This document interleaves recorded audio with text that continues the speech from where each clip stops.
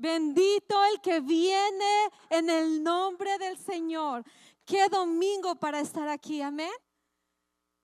Tengo aproximadamente 7 años de ser convertida y no quisiera estar en ningún otro lugar en un domingo y menos en un domingo como este, celebrando un evento tan importante, tan lleno de símbolos, de mensajes, de revelación de parte de nuestro Dios, como un domingo como hoy, un domingo de Ramos.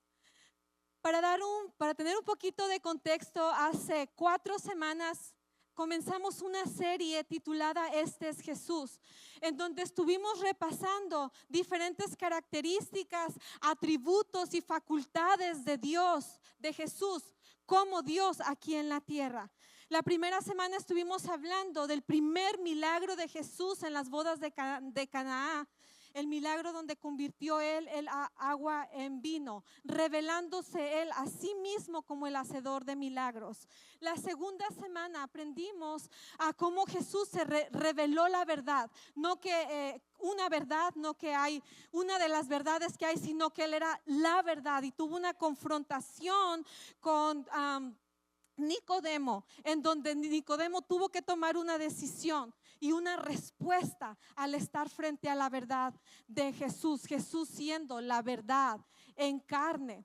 La tercera semana, Pastora Sara nos dio un hermoso mensaje donde nos estuvo hablando del encuentro que Jesús tuvo con María Magdalena, revelando a Jesús como el libertador, la facultad de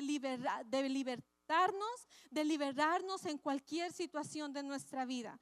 Y la semana pasada estuvimos hablando, perdón, esta palma me tiene que no me da mucha libertad de moverme. En la semana pasada estuvimos hablando de Jesús como el sanador. Perdóneme, esta palma me distrajo. Jesús como el sanador, y vimos el encuentro que tuvo con el paralítico de Betesda. Todo esto que Jesús hizo desde el principio de su ministerio, a través de esos 3 años hasta llegar al domingo de Ramos, fue muy intencional. Dios sabe lo que hace. Dios tomó detalles, todos los lugares que Él estuvo, todas las personas con las que Él tuvo esa interacción, todas las palabras que Él dijo, todos nos llevan y nos conducen a algún lugar. Y el Domingo de Ramos es uno de los eventos con más revelaciones que podemos encontrar en la Biblia. El Domingo de Ramos es el inicio de la semana, es la última semana, la Semana Santa, en donde Jesús empieza la transición a llegar al propósito por el cual Él vino. Jesús vino para sanarnos, como lo vimos, como lo aprendimos. Jesús vino para libertarnos. Jesús vino para traernos verdad. Pero el mayor y el más grande y el único propósito que solamente Él podía hacer era ir a la cruz, morir por nuestros pecados, derramar su sangre, ir a la tumba y resucitar al tercer día. Amén. Este domingo es muy, muy, muy especial, es muy intencionado. Queremos hoy aprender la intencionalidad que tuvo Jesús respondiendo 5 preguntas acerca de los hechos que estuvieron alrededor del Domingo de Ramos. Para empezar, quiero enseñarle unas fotos que van a estar detrás de mí. Estas fotos se las robé a Pastora Sara porque yo no he ido a Tierra Santa, pero está en uno de mis proyectos eventualmente, ¿verdad, mi amor? Vamos a ir a Jerusalén, lo va a comprometer. Para tener un poco de contexto, la primera foto que va a estar detrás de mí es la vista de la ciudad de Jerusalén desde el Monte de los Olivos. Sabemos que Jesús pasó mucho tiempo, y ponga atención en cada detalle porque vamos a un punto. Esta es la ciudad de Jerusalén. Vemos la muralla alrededor. donde está el Domo de la Roca, que este edificio es musulmán. Los musulmanes tomaron lugar en Jerusalén y ellos construyeron este edificio, pero creemos que es Tierra Santa, no por el edificio, sino por lo que está debajo, que creemos que es el templo, donde estuvo el templo destruido 70 años después de la crucifixión de Jesús por los romanos. Esta es toda la ciudad de Jerusalén. La siguiente es una foto del Monte de los Olivos mirando hacia Betania, en donde Jesús fue ungido por María y donde Jesús estuvo durante la resurrección de Lázaro. Aquí vemos el domo de la roca y para allá está Betania. Detrás de la colina está Betania. Está como a 2 millas lejos de Jerusalén. Por eso vemos en una escritura Jesús estaba en Betfagé, en otra escritura Jesús estaba en Jerusalén y en el siguiente versículo él estaba en Betania, porque todo estaba muy, muy cerca. La siguiente foto es, esta colina va a Betfagé. Es donde Jesús estuvo preparándose, donde tomaron el burrito. Jesús estaba acá arriba y fue donde le señaló a sus discípulos para que fueran por el burrito. Era bajando esta colina y luego está la entrada a Jerusalén. Y la siguiente foto es una curiosidad, no lo tiene que memorizar mucho, pero estas son puras tumbas. Y son tumbas que están construidas a la falda del Monte de los Olivos, porque las personas después de Jesús, empezaron a comprar tumbas ahí, porque ellos escucharon de la profecía que Jesús regresaría en su segunda venida y llegaría al Monte de los Olivos. Ellos querían ser los primeros en resucitar, miren qué listos. Y estas tumbas las estaban vendiendo bien caras. Solamente por eso, ellos querían resucitar primero en cuanto Jesús pusiera un pie en el Monte de los Olivos. Este es el escenario donde Jesús estuvo caminando. Este evento lo encontramos en los 4 evangelios. Eso significa que es muy importante, uno de los pocos eventos. Pero vamos a estar repasando más Mateo y algunas escrituras de Juan, pero usted puede ir en su casa y estudiarlos todos. Mateo 21 del 1 al 11 dice: cuando se acercaron a Jerusalén y llegaron a Betfagé, al Monte de los Olivos, Jesús envió a 2 discípulos diciéndoles: id a la aldea que está delante de vosotros y al instante encontraréis una burra atada, un pollino con ella. Desátalos y traédmelos. Si alguien les dice algo, dirán: el Señor los necesita y Él los enviará de inmediato. Esto sucedió para que se cumpliera lo que había dicho el profeta, que había dicho: di a la hija de Sión, he aquí que tu rey viene a ti, humilde y montado en un pollino, hijo de bestia de carga. Los discípulos fueron e hicieron como Jesús les había mandado. Trajeron el pollino y les pusieron sus mantos y él se sentó sobre ellos. La mayoría de la multitud extendió sus mantos en el camino y otros cortaron ramas de árboles y las extendieron sobre el camino. Y la gente que iba delante de él y le seguía gritaba: Hosana al Hijo de David, bendito el que viene en el nombre del Señor, Hosana en las alturas. Cuando entró en Jerusalén, toda la ciudad se alborotó diciendo: ¿quién es este? Y la gente decía: este es el profeta Jesús de Nazaret de Galilea. Hay mucho que desentrañar aquí, pero vamos a ir a nuestra primera pregunta. ¿Cuál es el significado de sanar a Lázaro? Encontramos la resurrección de Lázaro en Juan capítulo 11 y vemos que fue el último milagro, el milagro número 7 que Jesús realizó antes de ir a la cruz. Y lo encontramos en Juan 11, 25, 27 y dice: Jesús le dijo: yo soy la resurrección y la vida. El que cree en mí, aunque muera, vivirá. Y todo el que vive y cree en mí no morirá jamás. ¿Te lo crees? Ella le respondió, es una conversación con María. Y ella le dijo: sí, Señor, creo que tú eres el Cristo, el Hijo de Dios que viene al mundo. Jesús fue muy intencional en ir a Betania y sanar, resucitar a Lázaro. Si recordamos la historia, Lázaro había muerto 4 días antes. Y en la historia, María y Marta piensan que Jesús no le importó. Jesús se dio cuenta cuando él estaba enfermo. Antes de que él muriera, le mandaron decir, pero él no vino de donde estaba, sino dice, esperó 4 días más. Jesús esperó. Leemos nosotros, nos ponemos en las situaciones like, ¿de verdad le interesaría? Era su mejor amigo. Jesús supo y no vino. Pero él estaba siendo muy intencional cuando llegaría y la necesidad que Jesús tenía de hacer un milagro y establecer testigos.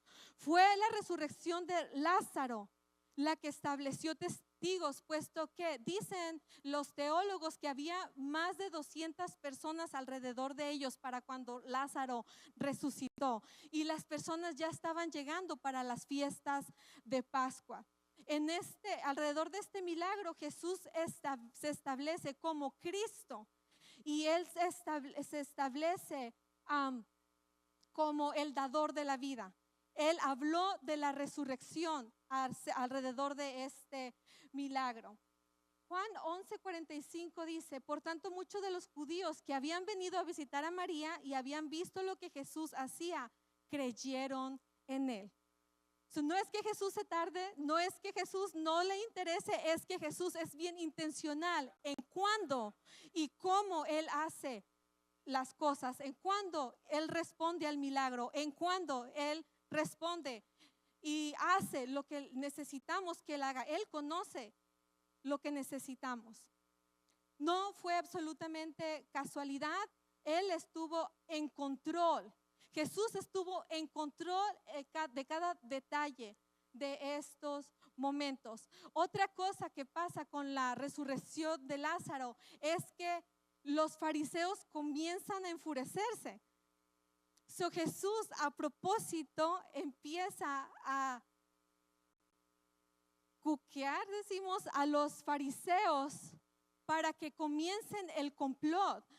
A veces leemos las escrituras sin el cuidado o sin mirar la soberanía de Dios en todo lo que pasa y nos vamos a poner a pensar cómo fue que ellos empezaron a maquinar en contra de Él. ¿Por qué el odio? ¿Por qué el querer matarlo? Jesús estaba en control. Jesús sabía y había venido y iba a hacer lo que fuera necesario y a usar a quien fuera necesario para llevar a cabo su plan. Para este momento los fariseos se sentían atacados y sentían en peligro su autoridad religiosa por la fama que Jesús estaba construyendo. Para este momento Jesús era una figura. Jesús era famoso. La gente venía y más alrededor de estas fechas por estas fiestas anuales de los judíos, la Pascua, el Pesaj, en donde había sido instituido esta celebración por el mismo Dios. Lo leemos esto en el libro del Éxodo para celebrar la liberación de Dios por los judíos y la salvación de Dios del primogénito por la muerte que había pasado como juicio. Esta fiesta tenía llevándose a cabo 1500 años. No era una fiesta que Jesús inició. Fue una fiesta que Dios inició para dejarles saber a los judíos por más de 1500 años, cada año, lo que había de venir. Que habían de tener un cordero, que había de haber un sacrificio para el perdón de los pecados y que sería instituido el reino de Dios. 1500 años. Y para este momento, los judíos, especialmente los religiosos, especialmente los que pasaban leyendo las escrituras, especialmente los que se sabían la Torá de memoria, no podían reconocer lo que estaba sucediendo delante de ellos. Entonces los fariseos empiezan a incitar odio en contra de Jesús. Segunda pregunta, ¿qué tiene de especial el horario del Domingo de Ramos? Tiene de especial que era el momento. Jesús estaba ya profetizando días antes a la muerte, su muerte a los discípulos. Fue cuando Él comenzó y habló por primera vez a sus discípulos de lo que habría de pasar. So, desde el domingo hasta el jueves, Jesús les estuvo diciendo a sus discípulos una y otra vez: voy a morir. Voy a morir en manos de pecadores, me van a crucificar, pero voy a resucitar al tercer día. ¿Qué pasa cuando Dios nos habla y nos habla y nos habla? ¿Qué pasó con los discípulos? ¿Estamos muy lejos de lo que los discípulos hicieron? ¿Estamos poniendo atención cuando Dios nos está hablando y nos está dejando saber lo que va a venir? Podemos tener nuestros ojos abiertos y anotar lo que Dios me está diciendo y estar con la seguridad de que se va a cumplir. Porque decía el Señor: yo les digo para que cuando se cumpla, sepan que fui yo. El Señor les empieza a hablar de su muerte. Mateo 20, 17, 19. Cuando Jesús subió a Jerusalén, llevó aparte a los 12 discípulos en privado y les contó lo que iba a suceder. Escuchen, dijo: vamos a subir a Jerusalén, donde el Hijo del Hombre será entregado a los principales sacerdotes y a los maestros de la ley religiosa. Lo sentenciarán a muerte.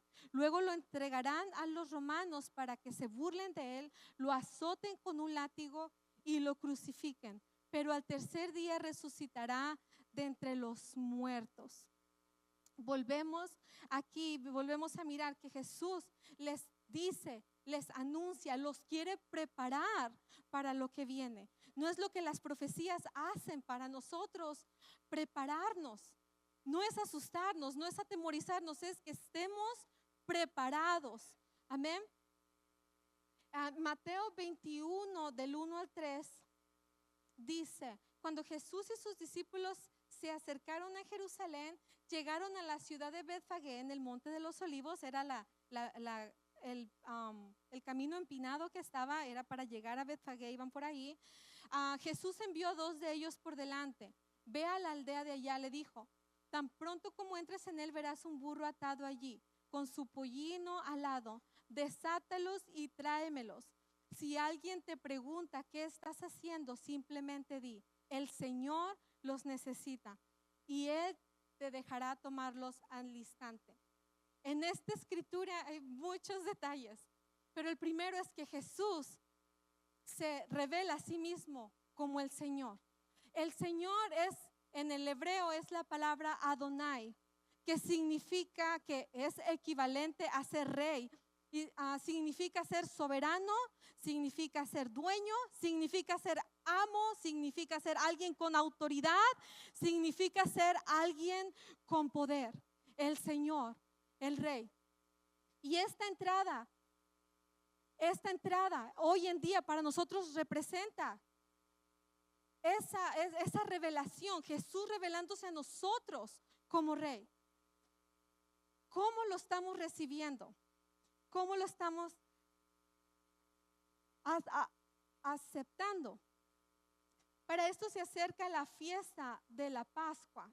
Eran 6 días antes de la Pascua, y él vino a Betania. Había venido para ser ungido. La unción, lo que María hizo con él era ungirlo y prepararlo para la muerte, pero era algo que hacían para los reyes. Otra vez confirmando a Jesús como un rey. Amén. Esto es bien, bien importante. Otra cosa que ellos que estaban haciendo cuando iba Jesús en el burrito, era algo que el pueblo de Israel tenía que hacer antes de que llegara la fecha de la Pascua, de la crucifixión del Cordero, que era inspeccionar su Cordero. Tenían ciertas especificaciones. Tenía que ser un adulto masculino, un macho adulto de 1 año sin defecto. Y había un grupo de judíos, de fariseos, que tenían que inspeccionar porque no podía sacrificarse algo que no fuera lo que Dios estaba pidiendo. Cuando Jesús entra, es similar a la inspección que se hace al Cordero que iba a ser crucificado para la fiesta. Otra cosa que no lo había escuchado por tanto tiempo, si ya me había tocado predicar en Domingo de Pascua, era las características del burrito.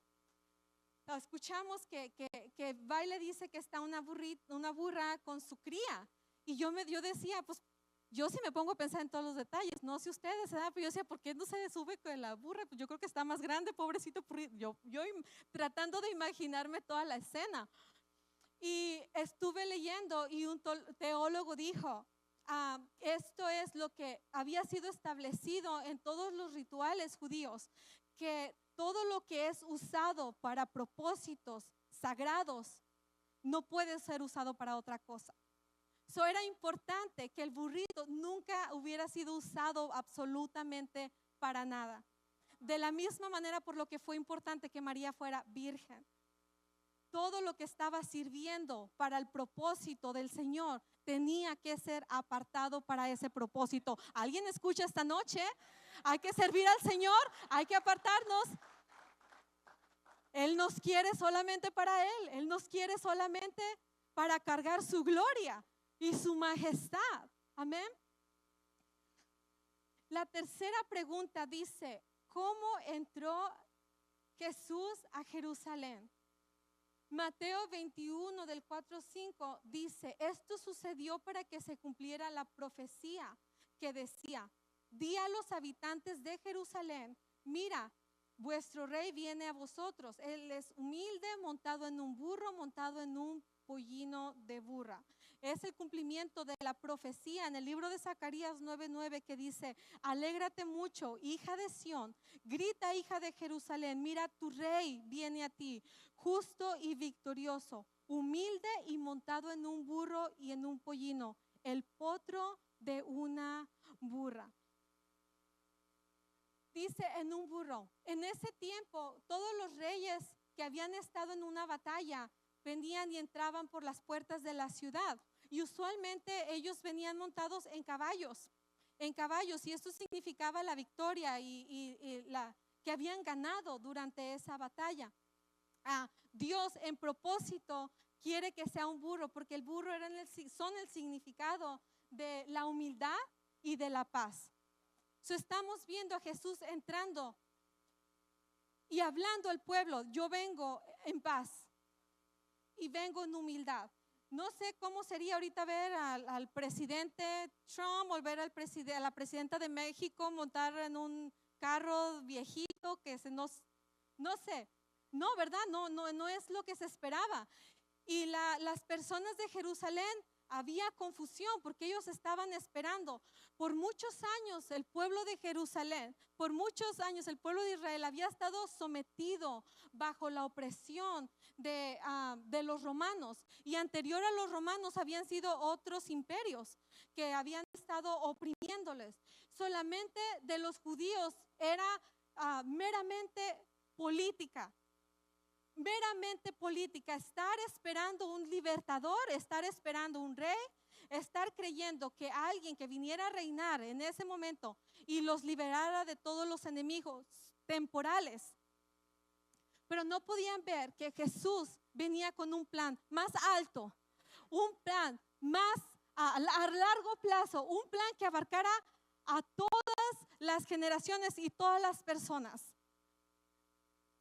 Dios piensa en grande. Dios piensa en grande. Vemos aquí en esta escena personas que estaban gritando Hosana con sus palmas, Hosana, creyendo que se estaban cumpliendo sus expectativas de que por fin tendrían un libertador político.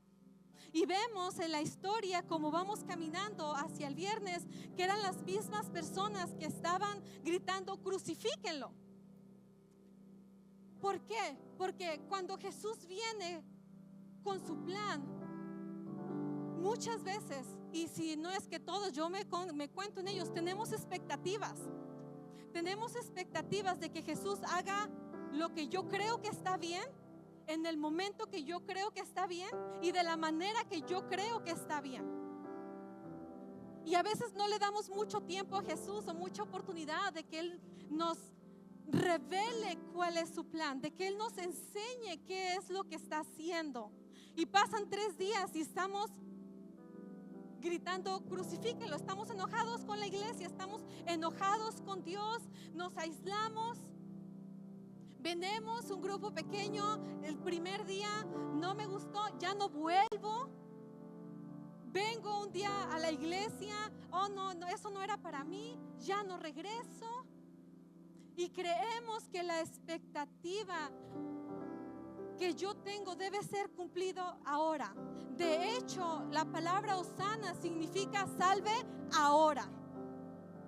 Señor, sáname ahora. Señor, dame finanzas ahora. Señor, dame lo que yo necesito ahora. Encontramos personas desanimadas, desmotivadas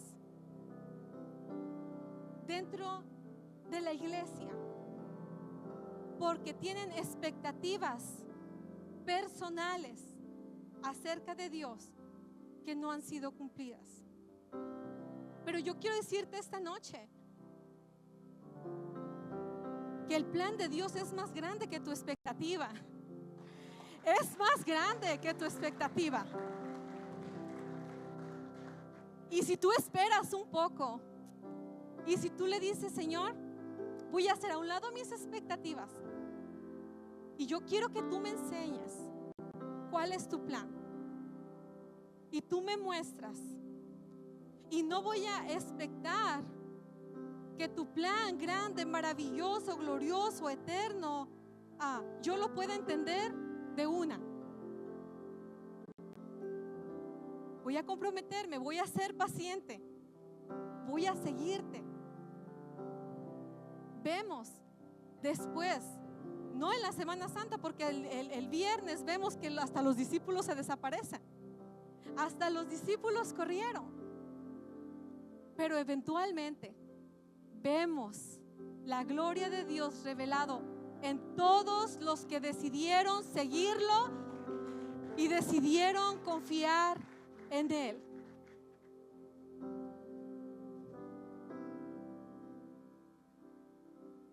Tenemos la imagen de Jesús cumpliendo una profecía en ese domingo de Ramos, la profecía de Zacarías.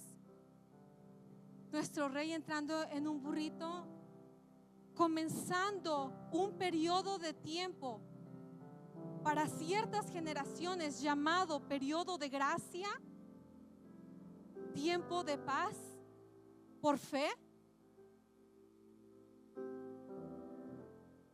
de la oportunidad de crecimiento, de carácter, de seguir al Señor, de transformación. Pero ahí mismo se estableció otra profecía. Otra profecía que encontramos en Apocalipsis capítulo 9. Jesús viene otra vez. Jesús viene otra vez.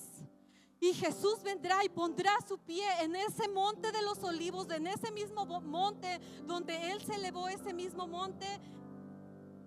Estará ahí y Jesús pondrá sus pies ahí. Y dice Apocalipsis 19, cuando el Espíritu reveló a Juan, dice: y miré al cielo y miré un caballo blanco, y el que lo montaba tenía un nombre que solamente él sabía. Su nombre es Fiel y Verdadero, y viene con poder, con autoridad, con justicia, con vara de hierro, a juzgar las naciones y a sus enemigos. Y tiene un nombre en su muslo que dice: el Verbo de Dios. Sus ropas teñidas en sangre. No más será un Jesús en un burrito. Esperamos un rey poderoso, un rey por la eternidad, un rey que establecerá por fin el lugar donde todos anhelamos vivir. Pero ahora ese reino debe estar establecido en nuestros corazones. En estos momentos el Espíritu Santo está trabajando en poner ese reino en nuestros corazones, en vivir bajo su autoridad, todas las estructuras políticas del mundo están aquí. Jesús está aquí. Aprender cuál es su estándar, aprender cómo es la vida con Él.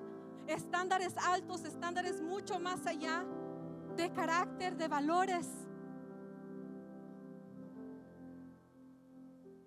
En donde Él promete que Él va a estar y va a suplir todo lo que necesitamos. Yo quiero decirle a unas cuantas personas: no tienes que estar preocupado por quién está gobernando ahorita, aquí o en México o en China. La iglesia no debería estar preocupada. Sí, tiene que tener acción, ir a votar y buscar candidatos, pero nosotros tenemos un rey y sigue reinando y está en el trono, y todas las autoridades de este mundo se sujetan a su soberanía. No debemos de estarnos preocupando como el mundo, y que si está fulano y que si está sutano. Nosotros estamos bajo el reino de Jesús y Él suplirá todo lo que necesitamos. Jesús regresa y se abrirán estas puertas. ¿Me ponen la foto, por favor? Está esta puerta en el muro oriental que ahorita está sellada, pero es donde se cree que Jesús va a entrar a establecer el milenio. Hay que leer Apocalipsis. Vemos una foto más cerca. Esa es la puerta dorada, la puerta oriental, en donde se espera y donde la Biblia nos dice en Apocalipsis que Jesús entrará y gobernará las naciones por 1000 años. Amén. Mateo 21:8. Una muchedumbre muy numerosa extendía sus manos en el camino, mientras que otros cortaban ramas de árboles y las extendían por el camino. Dice una muchedumbre, una multitud, que nos lleva a nuestra cuarta pregunta. ¿Quién estaba en la multitud ese día? La palabra muchedumbre, multitud, se usa una y otra vez. Estamos hablando que para este momento Jerusalén tenía alrededor de 2 millones de personas. Muchas vinieron a ver a Jesús, a conocer a Jesús. Otros venían porque oyeron que Lázaro había sido resucitado, probablemente a ver cómo había quedado o a ver cómo se miraba después de estar en el sepulcro por 4 días, qué sé yo. Venían por curiosos. Otros venían por sus familiares, venían a celebrar esta tradición de celebrar la Pascua. A Jesús le interesan las multitudes, pero Jesús nos mira individualmente. Y en esas multitudes encontramos diferentes grupos de personas.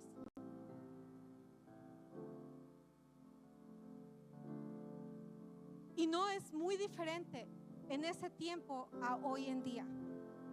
Podemos notar que puede ser una multitud, pero nuestros corazones en muchos diferentes estados. Y es importante determinar dónde estoy con Jesús, qué parte de la muchedumbre soy yo. Mucha gente estaba ahí, mucha gente estaba con palmas, mucha gente estaba gritando, pero no tenían las motivaciones correctas por las cuales estaban siguiendo a Jesús.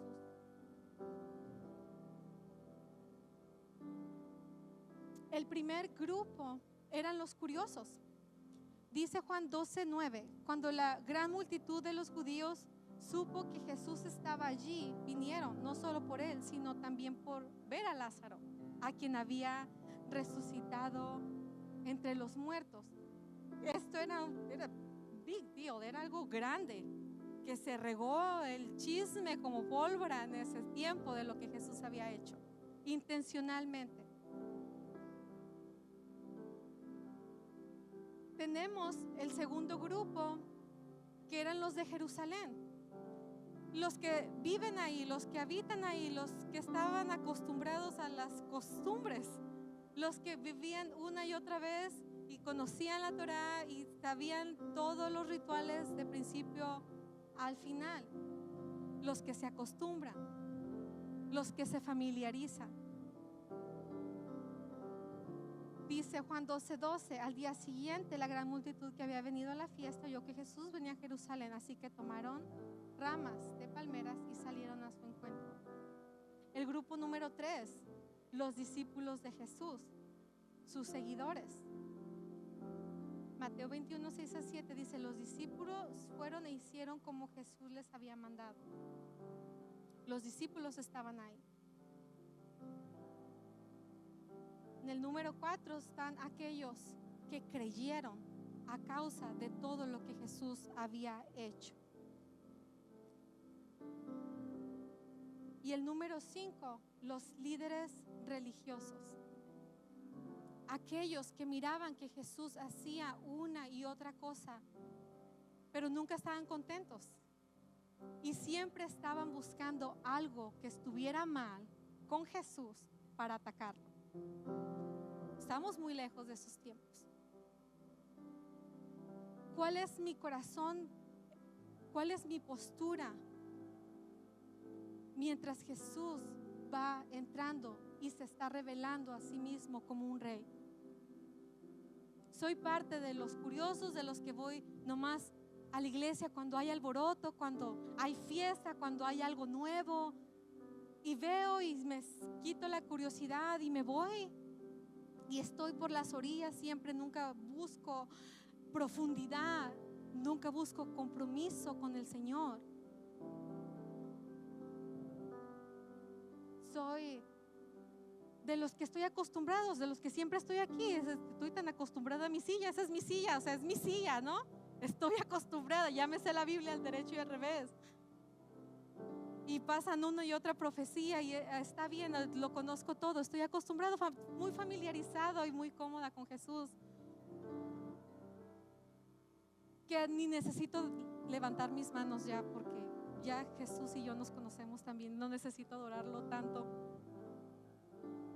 Soy un discípulo que lo sigo a todos lados, en todo momento, en todo tiempo, con lo que sea que haya, yo estoy ahí siguiendo a Jesús y obedeciendo, porque dice, mandó a sus discípulos a hacer algo y ellos hicieron. Vivo en obediencia, vivo en la plenitud de la relación con el Señor.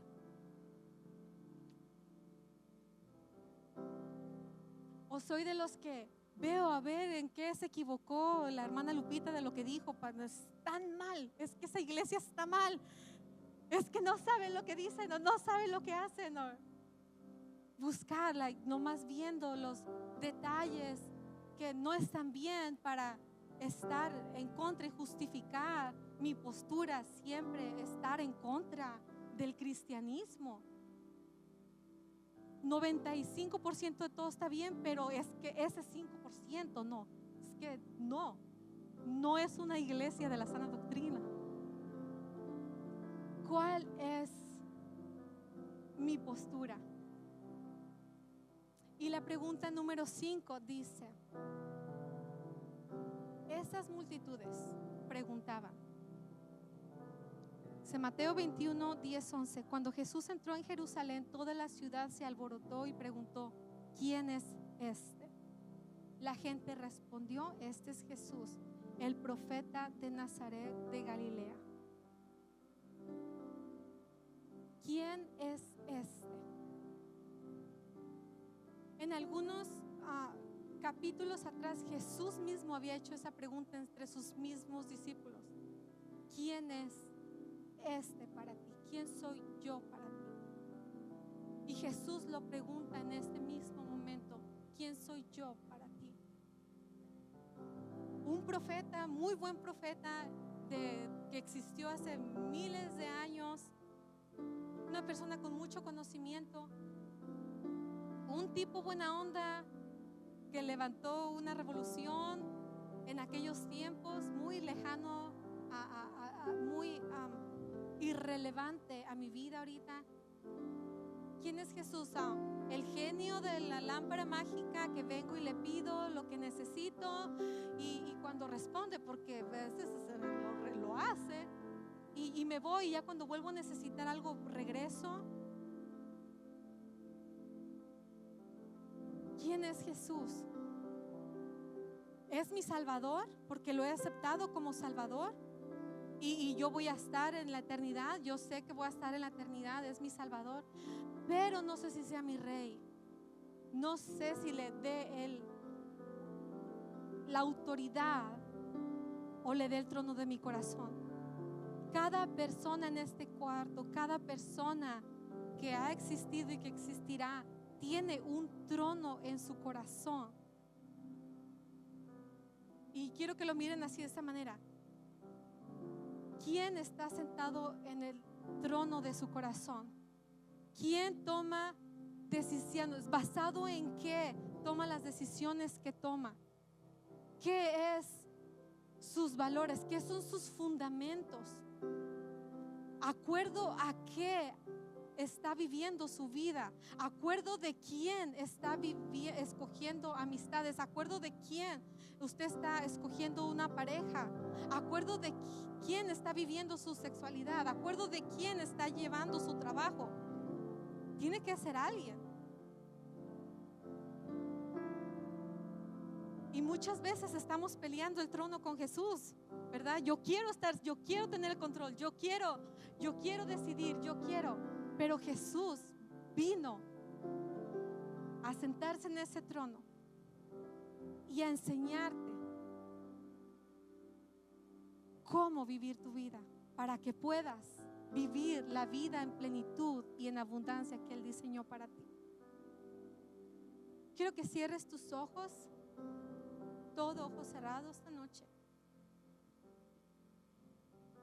y se lleven esto durante estos días hasta el viernes que va a venir Pastor Craig y nos va a predicar. ¿Quién es Jesús para mí? Que estés aquí por curiosidad, no está mal. Que creas que Jesús te puede ayudar, porque Él te puede ayudar en todo lo que necesitas. Pero esta es una invitación a dar un paso más profundo, a que experimentes a Jesús de una manera más personal, más cercana, más real. Él no solamente quiere ser tu Salvador, quiere ser tu Rey. Y yo te aseguro que donde Él es Rey, hay bendición. En donde Él toma control, llega vida en abundancia. El área que tú le des para que Él gobierne saldrá en victoria. Yo quiero orar por ti en esta noche. Si el Señor, si no has decidido darle tu vida al Señor, yo quiero orar por ti en esta noche. Si has estado aquí por algún tiempo y lo has pensado, yo no quiero que te vayas esta noche sin aceptarlo, no solamente como Salvador, sino como Señor. Bendito Padre Celestial, estamos delante de tu presencia. Gracias, Señor. Gracias, Espíritu Santo, por estar aquí en esta noche. Yo te pido, Señor, por estas personas que están aquí y que quieren conocerte más y quieren dar tu vida. Señor, darles tu Espíritu Santo. Llénalos de tu Espíritu Santo, que los fortalezca, que les enseñe, Señor, quién tú eres. Que seas ese Padre, ese amigo, ese Rey cerca en sus vidas. Salva, Señor, salva, mi Dios, y reina sobre cada vida en este cuarto. Ayúdanos, Señor, a limpiar nuestro camino, nuestras manos, a agradarte, a servirte y a conocerte más. Que podamos estar reflexionando en este camino al Calvario, en esta semana, en donde recordamos ese sacrificio precioso que hiciste por cada uno de nosotros para darnos vida eterna y vida en abundancia. Que podamos, Señor, reflexionar en tu amor, en tu sacrificio y en conocerte más, Señor. En el nombre poderoso de Jesús. Amén.